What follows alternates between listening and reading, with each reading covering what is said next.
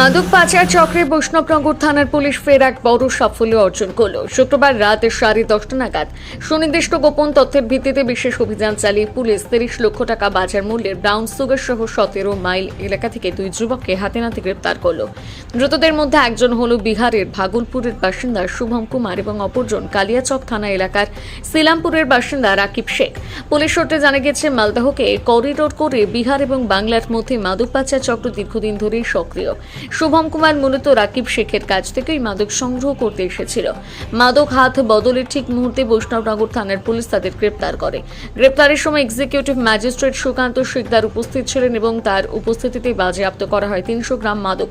Police কর্মকর্তারা এই বিষয়ে জানিয়েছেন, এই মাদক চক্রের সঙ্গে আরও কারা জড়িত তা জানতে ধৃতদের জিজ্ঞাসাবাদ শুরু করা হচ্ছে। এই সফল অভিযান মালদহ জেলা পুলিশের মাদক বিরোধী অভিযানের ধারাবাহিকতা বজায় রাখল।